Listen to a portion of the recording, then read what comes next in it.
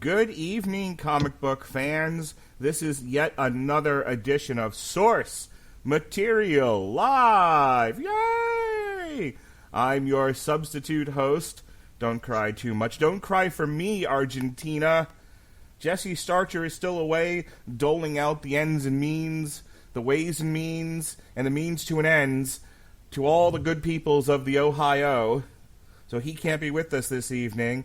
But I, your mandated reporter, and frankly I'm mortified, Mr. Mark Radulich, am here. And I don't want no bears. It's a Simpsons line, everybody. Well, it's part of a Simpsons line. I didn't do the whole thing.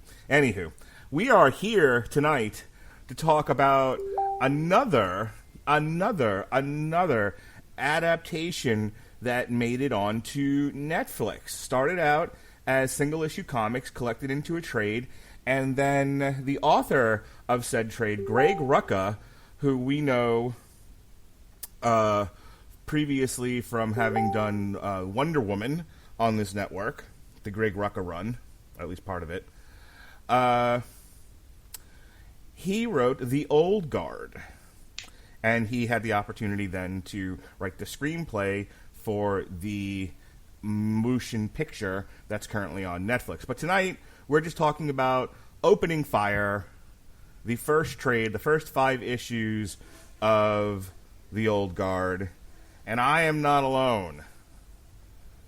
Standing by my side tonight, helping me out, stepping into the breach, as it were, for the first time on Source Material Live, is our good friend of the show, master podcaster himself, from the Cosmic Treadmill, Chris Sheehan.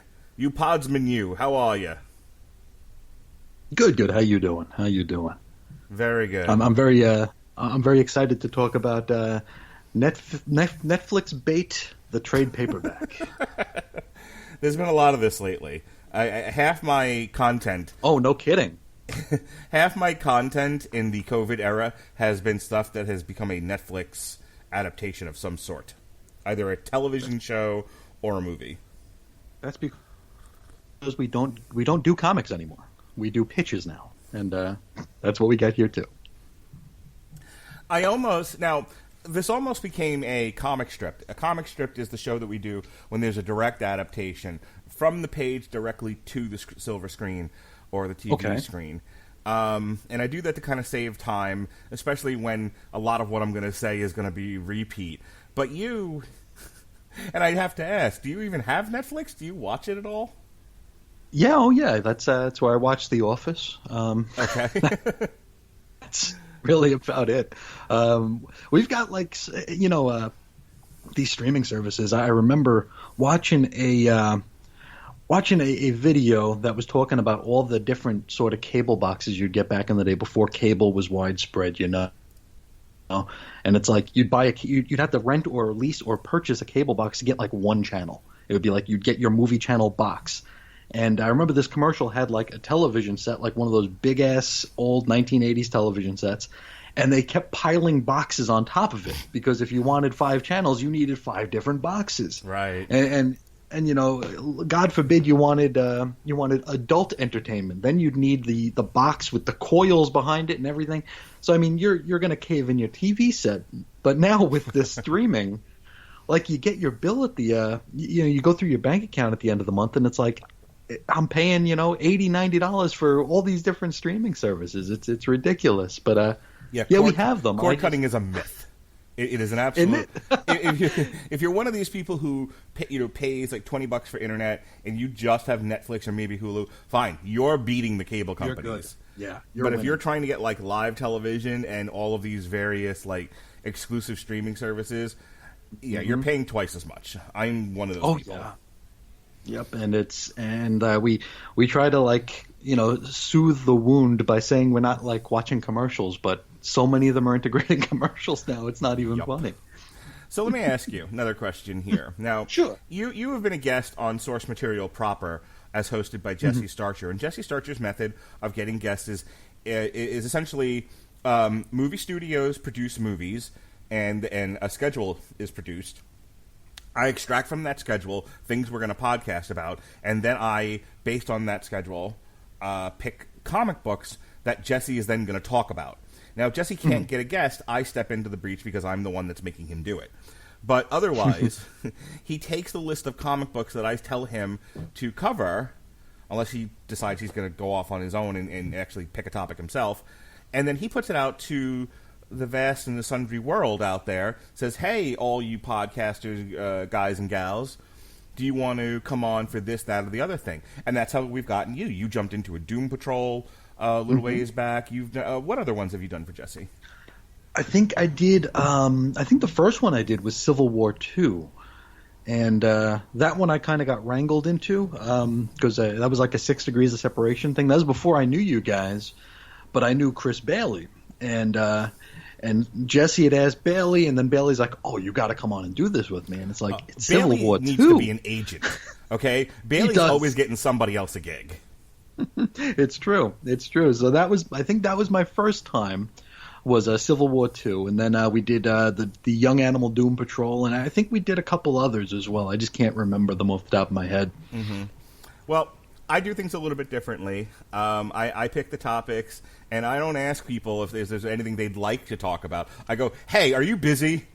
Listen, if you've got nothing else to do, I need someone, yeah. Mm-hmm. And that is how we got to The Old Guard by Greg Rucka and Leandro Fernandez. Now, had you heard of this before I roped you into doing this comic? You know, so much of Greg Rucka's work, and this is not an indictment on him, it feels so much like this, where you could have told me that he wrote this for Oni Press in 2002, and I would have believed you, because like he wrote like Whiteout, like 3 different versions of Whiteout. His Gotham Central stuff, it was very procedural. So many things that he writes it's almost like a waste of the comics language, because so much of it is just mundane, not so much 100% mundane, but stuff you could do on television and it wouldn't blow the budget. So Greg Rucka, to me, he feels very compartmentalized into this style of storytelling, and when you told me what it was, it's like, oh yeah, I guess Greg Rucka could have written that, but no, I hadn't actually heard of it. This just feels like one of the many books like this that's come out over the past decade. Can you extrapolate on that just a little bit? What do you mean by this feels like the kind of book? And I know you can because we talked about it offline. Hint.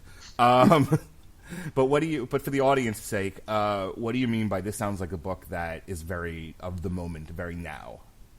Well, I'm thinking like when you first asked me about this show, this book, I thought it was Brian K. Vaughan because he has something that was called We Stand on Guard.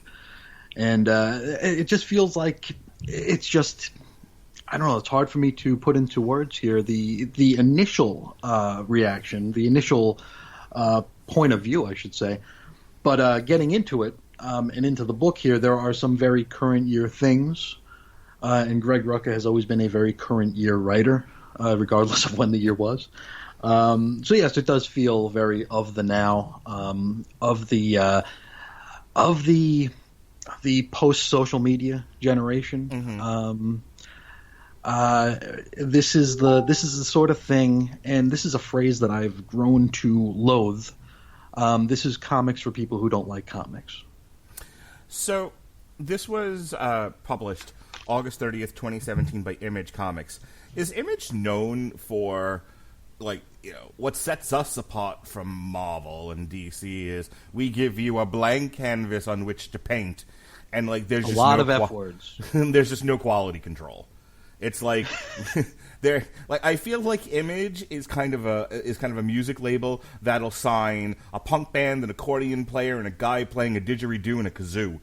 And be like, whatever, just sign with us and produce music, as opposed to Marvel and DC, which are your more, standard. I'm using the analogy of record labels. You're more standard Sony, East West, that sort of thing, Warner Brothers, where you're more controlled. You're kind of given a gig, saying, here, write Spider-Man and write it this way. It feels like Image is like, just come in and play something, we don't care. Well, Image is the only copyright that Image owns is their logo. Everything else belongs to a creator. And Greg Rucka, I run hot and cold with Greg Rucka, but I can't deny that he's had a profound impact on the industry to the point where he can write his own ticket. Mm-hmm. So if Greg Rucka knocks on Image's door and says, "Hey, I got this thing I want to write," they're not even going to look at it. They're going to be like, "Yep, come on in," because he's Greg Rucka. There's no quality control at all. It's just I would imagine. I didn't look at the credits close enough to see if there was an editor with a creator-owned thing. Sometimes there is. Sometimes there's a consultant. Sometimes it's just the writer giving their work a second glance. But it is different from, I think it would even be different from the way Marvel and DC do their creator-owned stuff. Mm-hmm. I think a lot of their creator-owned stuff comes with strings attached. Yeah, it's like, hey Bendis, you want to republish everything that you've written for the 18th time and get people to buy it for the 20th time? Well, you got to write Superman too. It's I think there's some strings attached when you're with the corporate comics, where Image is a little bit more. Maybe garage band and a little punk rock. Yes. So what is The Old Guard? The Old Guard is a story about a collection of immortals. They are... That's it. Yeah. They are like elves or dwarves. They live for a very, very long time. They are nigh indestructible. They talk over the course of the book that everyone is different. They're all individual snowflakes. So... some of them can take more damage than others and come back from it. Eventually, some of them their bodies just sort of give up. There's no rhyme or reason explained for any of it. It's just you drew the lucky genetic code to where your body will resurrect itself from utter destruction. I mean, we have characters who fall out of 100-story windows or have their heads blown up or shot to pieces. And they all have Wolverine's secret healing power. I kept thinking, but what if you're chopped in half? What if your head gets lopped off? Are you like Deadpool then? Are you like evil Peter Griffin? Do you just regenerate? Because we had scenes where literally the top of their heads were blown off, right? And they stitched themselves right back up. So. Maybe if they were cut in half, they would just stitch back together. Or, God forbid, they'd grow into two different people. Who knows? That's it. Maybe it's like Deadpool 2, where his bottom half just got disregarded somewhere, and he had to regrow it. And for a while there, he had baby legs and penis. Who knows? There was a second Deadpool movie? Moving on. Okay. Yes, it had Cable and everything in it. So, anywho. So... our story introduces us to this group of immortals, and they have decided to, since they cannot die and they've been around for thousands of years, that they are going to use the opportunity and the gifts afforded them to try to right wrongs in the world. So they're like a special ops team. And they only try to do ops to where they will do some good in the world. And they are given a job by a man called Copley, who is ex-CIA, says, hey... There's a school of girls in the Sudan, and they've taken the girls, and this is, it's sort of alluded to, there's very nefarious things happening here. Go get the girls back. Turns out this is all a ruse. This was all a setup so that they would be on videotape coming back from death. Because they are, in fact, shot to pieces. And they resurrect, and then they kill everybody, and there's the very famous our turn scene in this. So let me stop there, because I want to go through all the various plot elements of this, but that's a lot of the first issue. So what did you think of the introduction here and this idea of, right off the bat, here's what we know about them. We know that they're trying to do good things in the world. We know that they're practically immortal. Well, do we find out that they're immortal before they regenerate? I think that was the reveal, because initially it just seemed like they were just, the baddest of the bad, secret ops or black ops or whatever they are. But initially, before the big reveal, because the reveal kind of took me out of it, I was just like, I was kind of on board with what it was going to be. There were two likable characters in this entire book. Unfortunately, they got very, very few scenes. It was Nikki and Joe were the only likable characters in this whole book.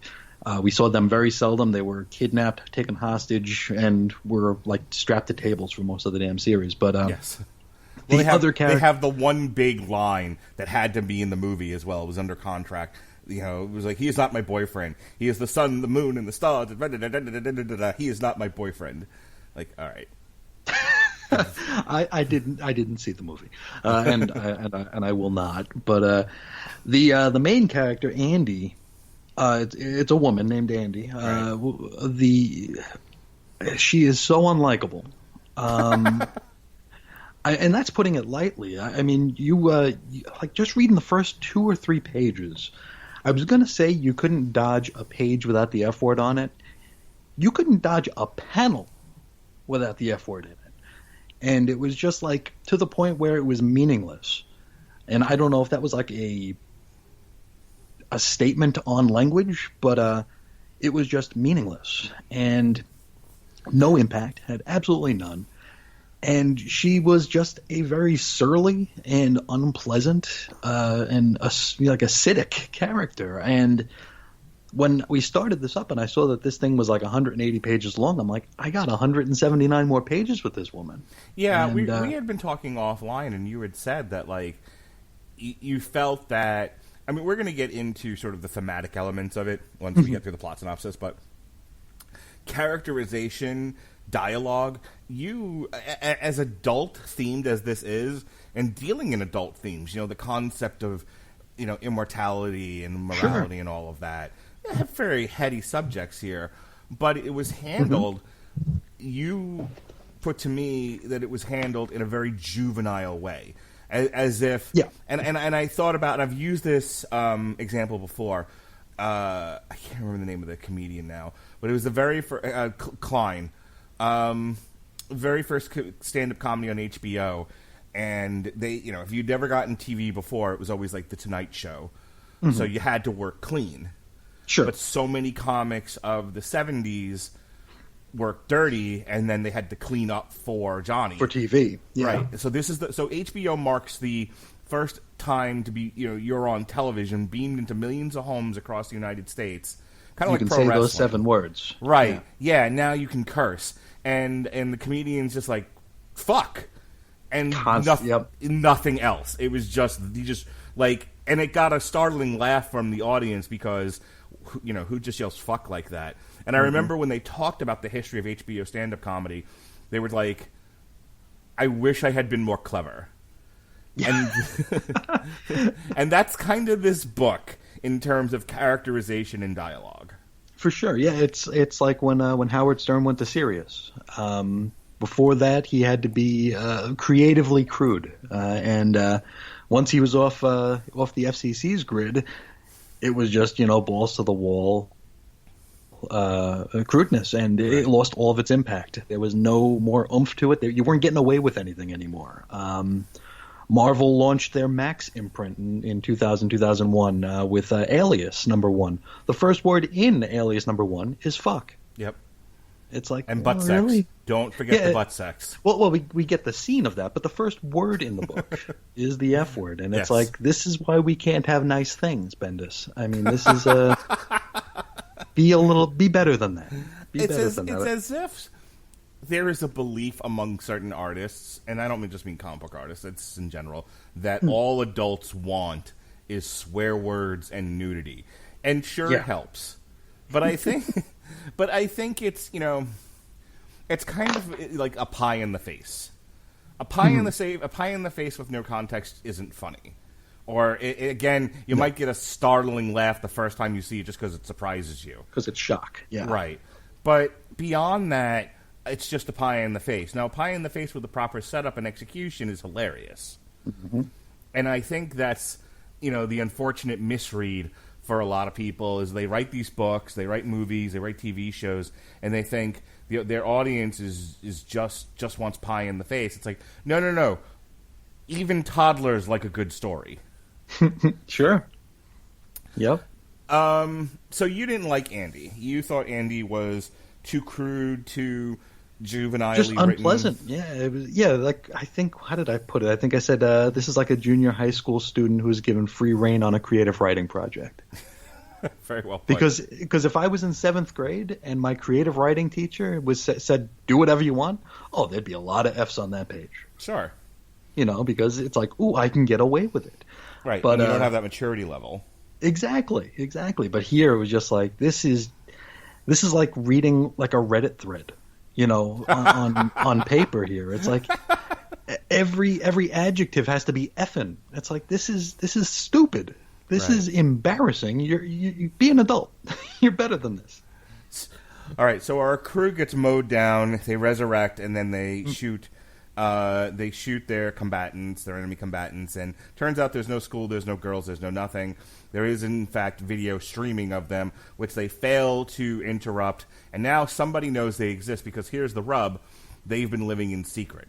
One of the things that becomes readily apparent in this part of the story is that they must not let people know who they are and what they are, lest forces greater than themselves do nefarious things to them, which is basically what happens in the book. We switch over to Afghanistan, and we are met with a troop of gals who are doing a search for somebody, and in the midst of this search, the one gal, Niall, is stabbed in the neck, and she dies. But then she resurrects, and of course, the few people who know of what happened are freaked out by it, and it doesn't take long for this group of immortals to catch wind of this, and they need to scoop her up and out before the jig is up, and it is known that there are mutants living among us. It was scarily quick. Yeah, did I miss something here? Because the movie and the book, I feel like, skipped a step. It's like okay. It's like you meet Niall, you see the end of the Sudan run, and I don't know what was in between that connected the two. It's like Andy had like a vision or something. Okay. But is that a power she has? Because I don't think she uses it again. They talk about because she it. sees They talk about having dreams and nightmares and visions and stuff. Okay, because it's like she sees like a part of the name on her uniform or something, and she like wakes up in a sweat or something. But very convenient. But the story has to get there somehow. Yeah, it was a weird plot thread that it was two plot threads that were not well connected. You're just sort of supposed to go with the story of, oh well, she had a vision, and he was like, well, with this vision, I must now save this woman, and it's like, I'm not even kidding when I tell you the book and the movie lost me. I didn't know why this was happening. Do you remember what Andy said as she woke up in a sweat? Fuck. No. She exclaimed, "Zeus's scabrous cock." Even better. At least that's descriptive. Please retweet this panel. Ugh, Jesus. What is it when they advertise the book ahead of time? A solicit. They should put that on the solicit. You'd get the 12-year-olds to buy it. Yeah. She said cock. Yeah. Get a bunch of Tumblr pages too. So, in the book, which is what we'll stick to, we'll talk about the movie tomorrow night, myself and Robert Winfrey. But in the book, Niall is surprised that she's immortal, and she has some difficulty accepting it. But Andy, through the use of force, to one degree or another, she shoots her at one point, convinces her that, like, hey, I'm telling you the truth, and I'm not here to hurt you. And then, now, over the next book or two, you get nothing but verbal diarrhea, mostly from Booker, who is one of the immortals that's in this group, that tells why they don't have families, that they don't connect to regular humans, and the whole thing is, and this I really wanted to hash out with you. Mm-hmm. This is where the exploration of what it means to be, what does time on Earth mean to people? Because when you have all kinds of it, the book talks about they at one point lived lives And, Andy in the book talks about having lived with a guy and watching him grow old. And Booker's tale is he watched all of his sons grow up and grow old and die. And it produced tons of animosity. His family hated him by the time it was over. So Greg Rucka seeks to explore the meaning of a life lived and what it would mean if you had no end in sight for your life, how people would react to that. And Greg Rucka's take on it is it's not a gift, it's a curse. Yeah. What did you think of that? Well, it could be looked at that way, but I mean, there's also been stories told where, Superman and Lois Lane are married and one ages and one doesn't. And they still love each other. They still understand that they are each other's other half, but they're different. The Booker bit was a little bit heavy-handed. A little. Okay, it was quite heavy-handed, and but it painted this picture because immortality as a concept is a very shade of gray sort of a situation. It's not black and white, but what we get here is a very inch-deep, mile-wide look at it as a concept where it is either black or white, where it's like it's going to turn bad. Well, who says who? Right. We have these characters here. They all were born in different ages, right? I mean, one is 6,000 years old, one is 30 years old. So they've all been born throughout history. Is it safe to assume, or does it stand to reason that they might have different experiences with this? Absolutely. That was my take. Was that this is I think if I was bestowed with immortality, it would be both a gift and a curse. Because you talked about Superman. Superman's a really great example. He lived a life with Lois, and he lived his best life. And he, at his core, was a moral, decent human being who just wanted to be who understood the burdens of being Superman, but also knew the joy of being human and wanted the human life experience. Now take the Hulk. The Hulk has been the maestro, where he ages, he ages past all of his human compatriots and just goes crazy and becomes a warlord, or the other iteration of the Hulk in Old Man Logan, where he's a incestuous, horrible Jabba the Hutt ex-beast. Hillbilly, yeah. Who's banging She-Hulk because she could handle the pace. Yep. That's Mark Miller. Yeah. But I think that the take on this did the entire concept a bit of a disservice, in that it didn't, because it was just like, take my word for it, it's going to be bad. It's like, well, okay, I guess I'll just say goodbye to my family then. It's like, maybe not. Right. It made it seem like she was joining a cult. Yes. And in the movie, she's much more resistant to the idea, and that is a whole other conversation. It's like neither the movie nor the book hit the right pitch. In the movie, she's not nearly as willing to do it, but she's a complete fucking asshole about the whole thing. You'd mentioned that she's very unlikable in the movie, but I found her to be more of just like kind of like wallpaper in this book. She's a nothing character. She was just like kind of there. Yeah, she's supposed to be like your perspective character. Yeah, she's the point of view for sure. And and her point of view is, I'll just listen to whatever you tell me. It's fine. Yep. And I think that goes to the writing of this, where Greg Rucka was sort of, as a writer, is twisting the reader's arm. Okay. I think Greg Rucka had an agenda with this book, and this was very much his creation, and he had a point that he was getting to, and some people write with an idea of, here's my thoughts. What do you think, reader? And you can sort of invest yourself into the story, into the themes of the book. Sure. And some writers are like, nope, this is what I mean. This is what I say. If you don't listen to me, you're dumb. Mm-hmm. And I don't know about you, but this felt like the latter from Greg Rucka. A lot of Greg Rucka is like that. I wouldn't follow him on social media either, but no, he's got a pedigree. I mean, he's a tenured writer. This is our friend who had Wonder Woman killing Max Lord. I did not read that. I'm aware of it, but I didn't read it. Right. But you know,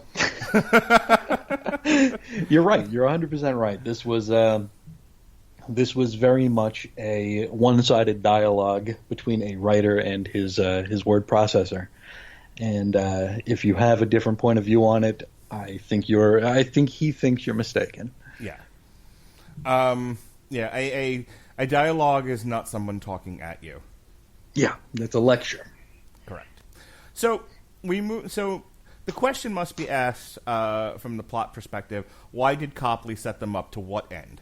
And this is where we meet Merrick. Merrick is the head of a pharmaceutical company. Merrick wants our titular heroes because he wants to cut them up and take samples and try to find the holy grail that is endless life. You know, he's the fountain of youth. That's what I'm stumbling for.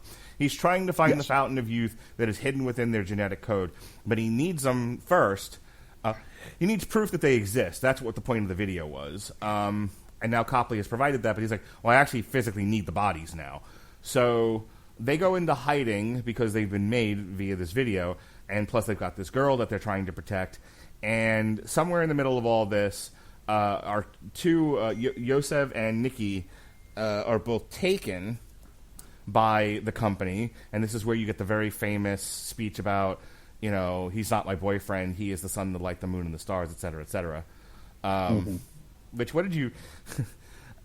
Since Greg Rucka made a big deal about this, like, this was like a centerpiece piece of dialogue, what did you think of it? I didn't really have a problem with it. I thought it was a bit overblown, but I think Rucka had something that he was trying to say. He was trying to prove a point. He might have been trying to earn some points. Right. Read my book, Gay Folk. Or if you have, or maybe he's trying to make people who are not okay with that mad. I think outrage is just as big a capital as enjoyment for a lot of these writers. Did he look over at Tom King, who was getting death threats, and go, "How do I get me some of that?" Well, he should have said, "Hey, Tom King, can you show me some of those death threats?" Because Tom King would have said, "I deleted them. I don't have them anymore. I don't. They're somewhere, I'm sure." Because he didn't get any death threats. Hey, Mark, how come you don't have writers and comic book artists on your show? This is why. But a question about Merrick here.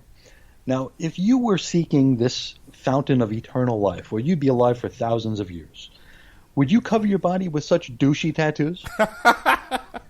Yeah, they made him look like almost like cyberpunkish. Oh. You know, like why do all the villains have to look like they fell out of Batman: The Dark Knight Returns? Yeah, just missing those pointy sunglasses. Yeah. Yeah.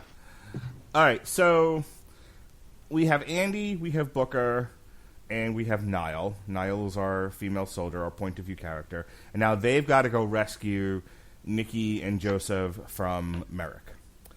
And they are there being experimented on.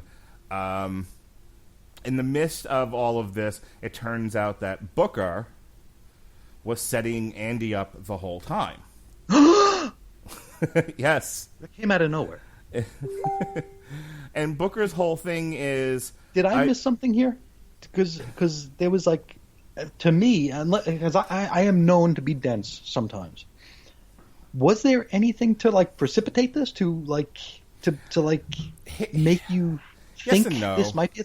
Because it's like you're not shooting one past the goalie if you just swerve, right? Well, okay, yes and no. I agree with you, but I think there's an argument to be made for they did set this up.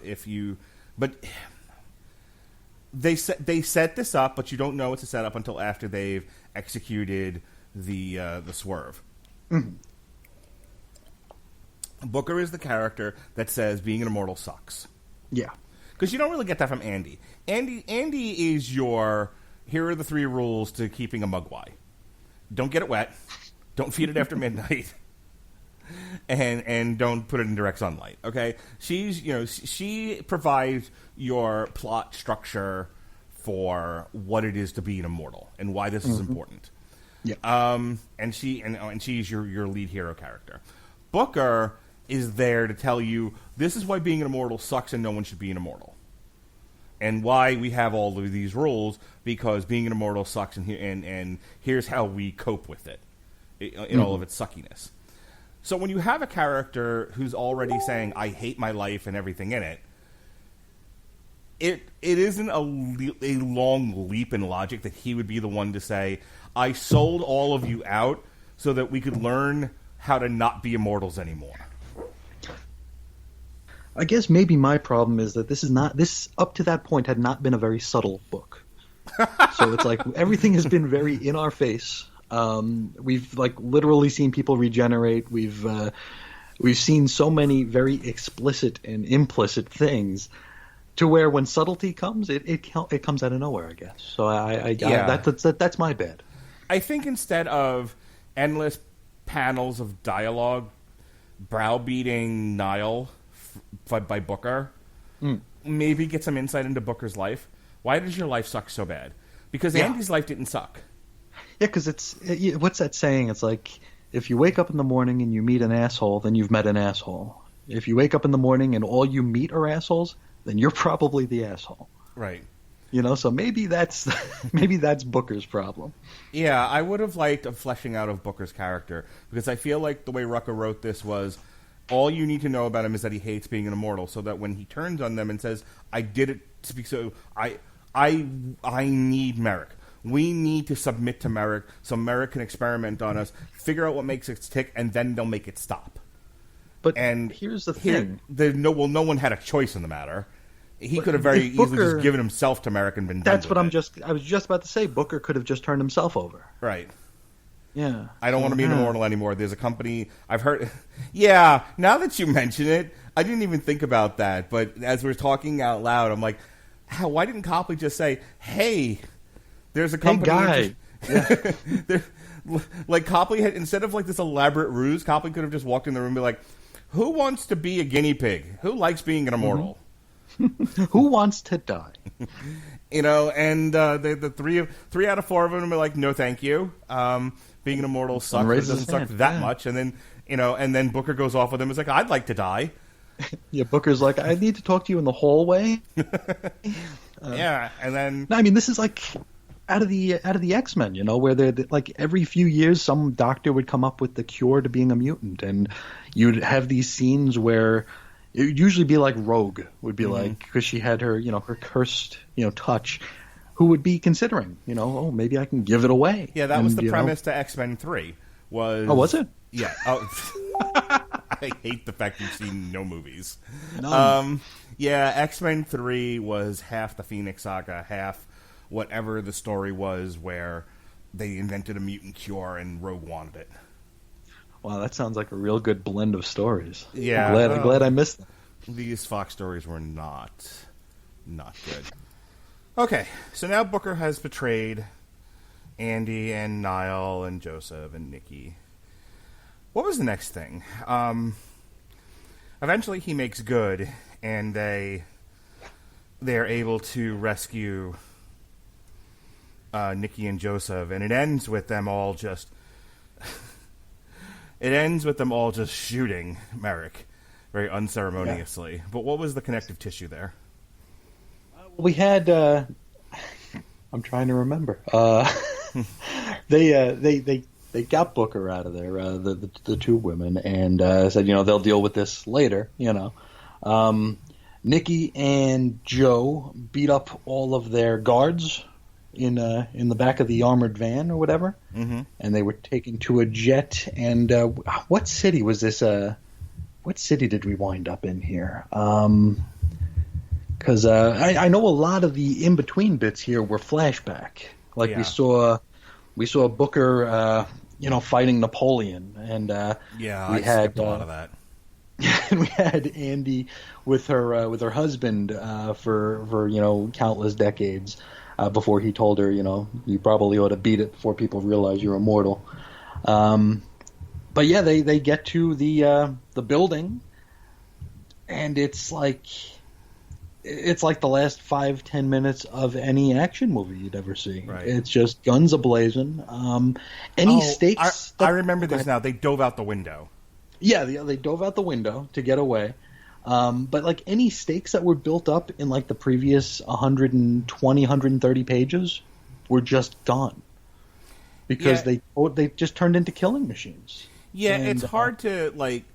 It was hard for me to feel any kind of tension from heroes who can't die, and especially when like every third page they're pointing guns at one another. It's like yeah. you're all immortal. Why are you pointing guns at one another? And second of all, why are you scared that someone's pointing a gun at you? Well, it hurts. That's what this amounted to. It was like they have to punctuate their point of view, their argument. It's like, Chris, I think you should vote for Trump. Well, Mark, I think you should vote for Biden. Okay, bang. That's literally what happens throughout this book, is them having an argument that's punctuated with gunfire. That's it, yeah. Which renders gunfire moot and pointless and takes any kind of urgency out of the situation. It's like okay, are we having brown sugar maple oatmeal, or are we having apple cinnamon? It's Yeah. like, guns out. It's no good. But they do get to this giant building where Merrick's at. Andy does have time to get her hair done between scenes, which is cool. Because what is it? The doctor. There's a doctor. Merrick has a doctor there who's like the big science guy, who is going to he's going to do all of these experiments on our immortal friends here to find out what makes them tick. And he leaves this doctor with Nikki and Joe, and he's like, the rest of them are on their way, so I'm going to let you guys go. Just make sure you tell them that I did it. And this was actually a kind of a neat scene. I didn't think there were very many neat scenes in this, but this one was pretty funny because the guy was just a total weasel. And he's like, I'm going to let you go, but can you tell Andy I did it, please? And they're like, yeah, sure, yeah, we'll tell him. And then they break his neck, which is pretty cool. But then, like, the last quarter of this thing is just a gunfight, and our main bad guy sneaks off to a bathroom where he's curled up in the fetal position, crying because there's people coming after him, and then they fill him full of holes. And a question has to be asked: is this what people want? Because I mean, you and I. Look, I like dumb stuff. I'm not going to sit here and be like, I only read the classics. There's plenty of like silly things. Sure. You know, I think last week we talked about Alexis Hayne and I, Harley Quinn and Poison Ivy, but I loved that book, and and it wasn't full of fucking swear words and gunfire. Sure. But I'll tell you. Let's see here. I'm on Goodreads now. We have 3 stars, 4 stars. There are less than that, but I'm just looking. Those must be anomalies. The ones lower than that, because this is 10 out of 10 every day, all day. 4 stars. Artemy gave it 4 stars on Goodreads. Says Greg Rucka lifts the concept of a person who cannot die from his other book, Lazarus, and applies it to several more interesting characters. How? There were characters in this? How were they interesting? Yeah, they were not. High action, high violence graphic novel about immortal warriors that has already been optioned for. Okay. So you see where I'm going with this. Please put me on your book jacket. Someone gave it 5 stars. Absolutely adored it. I can see why people are clamoring for more. And there was a sequel. Yeah, I saw that page at the very end of the trade. It says the old guard will be back, and asshole. I don't want any more of this. And I can't say it was bad. I can't say it's bad. It's just I didn't like it. There's plenty of things out there that I don't like that I'm perfectly okay with other people digging, and this is certainly one of those things. Let me tell you something. Sure. Poignant, elegaic, whip smart. This is the way to write a story about immortal warriors. Damned. Wow. So here's my point with reading these. Did Tom King write this? I think, when you tune into Source Material Live and you hear the Radulich and Broadcasting Network take on things, look, we give it to you straight. And here's the thing. We're not fanboys. We demand that, we demand that our artists step it up a notch. Don't just give us, ice cream for dinner. We like a nice steak. We like crisp vegetables. We like a nice potato, a nice well-cooked potato. There's no reason to just be like, ice cream all the time. This is all people want. Ice cream for dinner.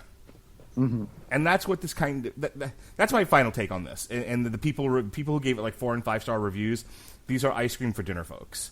These are like, they want pockets and guns and the 90s, and they just never, like, that kind of thing just never stops.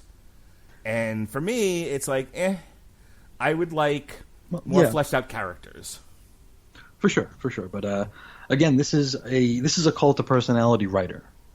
Mm-hmm. This is if we were to go back in time, use our maybe tap into our own immortality and our time travel, and go back in time and change all the credits on this book to make it so Rob Liefeld wrote it. Greg Rucka still wrote it, but Rob Liefeld gets the credit. You think there'd be any 4 and 5 star reviews? I guess not. No, there wouldn't be. I think a lot of it is... Why do people hate Rob Liefeld? A lot of reasons. I don't understand it for the most part. I think a lot of it comes from the fact that he's been doing this for as long as he has, and he's shown so little improvement. But if you're born and you can crawl, and for crawling you get paid millions and millions and millions of dollars, are you ever going to learn how to walk? I can tell you the answer to that is no, because I watched my son crawl. There you go. So it's like... If we had let my son crawl, he'd still be crawling. Sure, and especially if you rewarded him for it. Right. So there's no reason to evolve in that sort of a situation here. But I think that Rucka he does have a cult of personality around him, for better or for worse. Like I said, he runs hot and cold with me. There's things that he's written that I've loved. There's things that he's written that I have not. And I think that's normal with any writer. I don't think you should ascribe to any writer 100% or 0%. No, I also think it's okay to demand. It irritates me. Fandoms irritate me in the sense that people who are fans of things think they can do no wrong. This is the problem with a lot of Star Wars fans. Not going to name any names, but they still make those. Yeah, they're fine. Okay. But the Star Wars last fandom, one I saw was like 1984. You're better off that way. But the Star Wars fandom, kind of just accepts any new Star Wars as the bestest Star Wars. Okay. And they get frustrated when anyone says anything negative about it, even if it's like a criticism to try to help the brand. Like, hey, maybe do this, not that. Maybe the Force isn't female. Maybe don't have a female agenda-driven Star Wars. Maybe just focus on good stories. Maybe have an outline of what it is you're doing and then not tell one of your directors, screw the outline, do whatever you want. I'm just saying. That's all that's happened, really? Oh, Chris. I guess I've missed out. Oh, Chris. Offline, let me tell you the tale of the sequel trilogy. Oh, boy. Because it would be hysterical if it weren't so sad. But I think fans don't ask anything of their fandoms, is my point. I feel like they just sort of they get mad if something like a Ghostbusters 2016 happens, to where they feel like the IP is disrespected. But that's it. Like, those are the two. It's either idol worship or condemnation for it being too far away from what they see it as. So if you saw your... Go ahead. I was going to say that's just the internet. It's 0 out of 10 or 10 out of 10. There's no in between anymore. Right. Yeah. There's no calibration. There's no governing. Everything is the best period thing period ever, or the worst period thing period ever. And so it's a shame because I was going to say here, like, if I was to rate this out of 10, which a lot of people do online, I think I'd probably give it a 7. Yeah. Which is a passing score. It didn't rock my socks. I'm also not mad at it. Right. I thought the art was good. The art was good. The art was like kind of a sandwich. It started off really strong and it ended really strong. In the middle, there was a bit of a loosey lull. Yeah, I think for me, it's just not my style of artwork. That's totally fair. I give it credit for being different.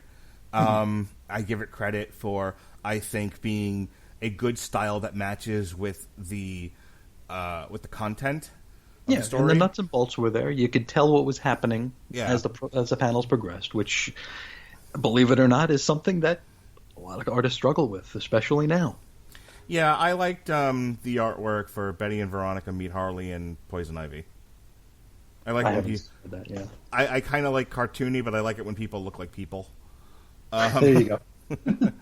Yeah, I would agree. I was going to say I give it like a 5 out of 6, a 5 out of 10, 6 out of 10, somewhere in there, maybe 5.5 if we're being pedantic about it. I just, I think on the good side, I think the story did flow, but I think my problem is I also watched the movie first. So I kind of went into it like, ugh, this is going to be, and like this is going to be an uphill slug for me. And I also watched it like the end of my vacation. Like we came home from a 4-day vacation, and then I'm like, I had to make myself read this book so I'd be prepared for today's show. So I don't know. Maybe if I read it again in a few months without all when I'm up for it, I might take better to it. I think on the plus side, I think the story did flow. I think it does have a cinematic quality to it. I think credit where credit's due. I give him credit for exploring interesting themes. On the negative side, the characters aren't fleshed out all that well. Some things, some of the plots, there's like a leap in logic that takes place that makes zero sense to me. And then there's not a tremendous source of tension when you like. What this needed was a MacGuffin of some sort. There needed to be like a weapon that rendered their immortality null. So that they had to be a little bit further along. Merrick and his doctor had to be maybe a little bit further along in their process. Yeah, I think if they were just flying blind here. Yeah, they was just or if they lied, had Booker lie and say he was cured. Then you introduce that conflict where it's like, oh, they can do it. So do we do it? And there might be, because the old guard is coming back, or it did come back for a sequel. Maybe they did that there. I don't know. Maybe have Booker disappear at the beginning of the book, and he's so they're dealing with Niall and separately, and Booker disappears and he comes back and he's like, "Where have you been?" And he goes, "Oh, I've been cured." Yep. And I was like, I just needed you all to know that. And then the army comes in behind him. There you go. And then they all get like knocked out with whatever drug made his immortality go away or sped it up. Something along those lines. Yeah. You know what I mean? So now something that's not just grasping at straws where he's like haha, he like twirls his mustache and he's like, I'm a bad guy now, and Niall's like, I knew it. It's like, how did you know it? You've known this guy 5 minutes. Right. And people got very caught up with the ending. They're like, oh, he had to walk alone for 100 years. They put a lot of stock into him being a part of this community that he didn't want to be a part of in the first place. Mm-hmm. But I remember early in the series, early in the book here, they were dealing with like some sort of a merchant or something that they worked with, and or just an info guy. Yeah, it was Copley, and he was the No, it was a different fella. It was when they were camping out. It was like right before she had her fever dream. Okay. Where he comes up and he's like, oh, he's like, oh, you're all set, and she's like, oh, we'll put a little extra in your purse this time. He's like, don't worry about it. And then she thinks to herself, like, this is the last time we're going to use him. We've been close with him for 5 years now, which is a long time in his life, but for us it's a blink. Yeah. And it's like 100 years is only 20 blinks then. So Booker has nothing to worry about. All right, I think that brings our discussion of the Old Guard to a close. You're done with this series, right? You're not going to read the second part? No. I mean, like I said, I can't say it's bad. It's just not for me. Sure. One of the qualities that I kind of project into a project or anything that I engage in, I read, I watch, I listen to, it has to have heart. Mm-hmm. This didn't have heart to me. Does your wife like action movies? Does your wife like Charlize Theron? No, not that I know of. I don't watch movies, so if she watches movies, it's not with me. Okay. So I was gonna say, what, I need to see what we can do to get the Sheehans to sit down and watch this on Netflix. No, that's not going to happen. You asked too much, Radulich. Too much. No, this just didn't feel like it had any heart. It didn't feel like a passion project. All it felt like was, how can I get paid to write a movie pitch? And that's all it was. Were you on for the one Tom King show that we did where Wally West ended up committing murder? Heroes in Crisis. Yes, I was there for that. Okay. I was there for that. You know, for all the bagging, just as a point of comparison, and then we'll start doing plugs. Tom King, for all the criticism that he got, for all the criticism we gave him for that book, I at least think he tried. Because you talked about this the Old Guard does not feel passionate. It does not feel like this really came from the guts, from the soul. Whereas Heroes in Crisis, I think Tom King really was trying. He just is terrible. Well, I think because it's kind of it's like a weird mixture of disciplines here. I think writers interject I use inch deep, mile wide a lot because it just fits so many things. They introduce these inch deep, mile wide concepts. With Greg Rucka here, we got little bits and pieces of history, which I think makes certain readers feel smarter than they are. I know Napoleon. I mean, no disrespect, but, and I'm sure I fall victim to this as well if I see something like that. I think it's validation. It's like you feel like you're almost being educated and entertained at the same time, even if you're not. Right. With Tom King, he exploits Psychology 101. Mm-hmm. Maybe that's why it resonated with me. Well, I mean, I took that myself. I've taken dozens and dozens of psych classes in the past 10 years, but it feels like it's trying to pop the cheap seats. You know, it's ooh, he said I can't even think of the damn word here. He said projection. You know, he said what the hell is it where you transference. Yeah, he said transference.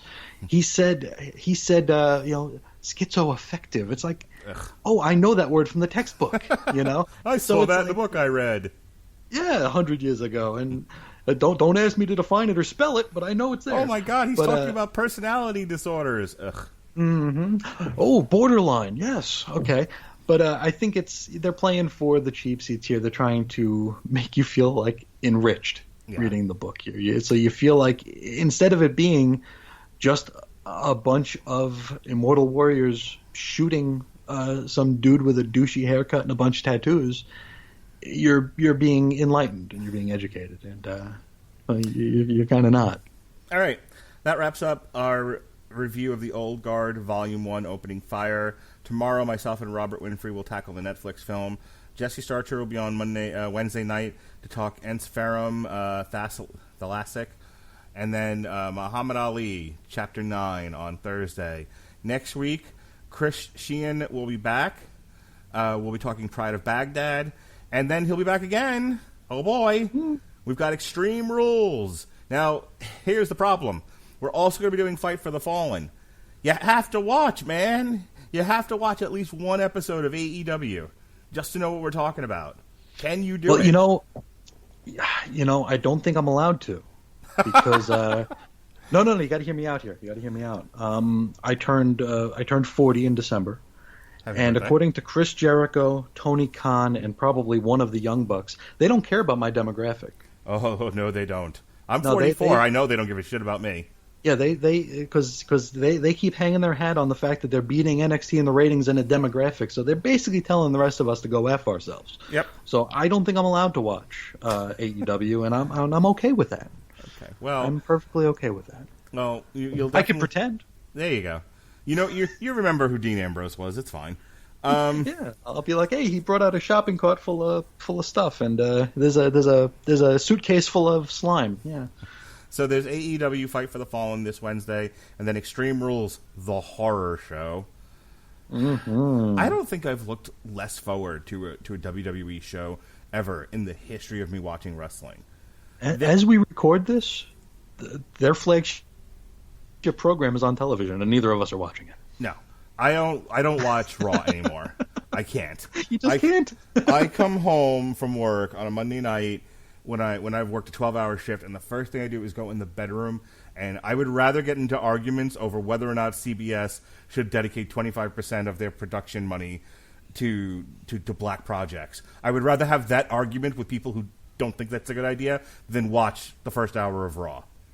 It's bad stuff. It really is. So, but there's a very specific reason I don't want to watch this show, and I'm only doing it for the podcast. The eye for an eye match. Yeah. I can't handle gross as it is, and this is going to be horrible. This is going to be Nightmare on Elm Street 3 with the puppets made of veins. Gross. Yeah, I don't know how they're going to pull this off. That's going to be one of their cinematic matches, I'm guessing. I should the fuck hope so. They're not just gonna like stick a hypodermic in it or nothing. I don't know how they're gonna do it. And I really couldn't even care less about the story between Rollins and Ray. So they've tried to blind each other. Good enough. Yeah, that's about it. So yes, we'll be there for it though. Yep, we're gonna talk about it Tuesday night. Whatever happens, whatever we end up watching, I will crack open an alcoholic beverage. I will mix it with my chemo meds. It'll be fine. And I'll hallucinate my way through the show. It'll be great. We'll have a better time than the rest of us. Yes. And then we'll be reviewing the new Static X on Wednesday. And then David Wright will debut his Star Trek retrospective show, starting with the Kirk movies, the motion picture Through the Undiscovered Country. We'll be talking about that on July 23rd. Last week, we had Harley Quinn and Poison Ivy, the 2019 six-issue limited series. And that ended Alexis Haina's run of all the women's in comics for the previous month. And speaking of women, David Wright and I reviewed Harley Quinn Season 2 on DC Universe.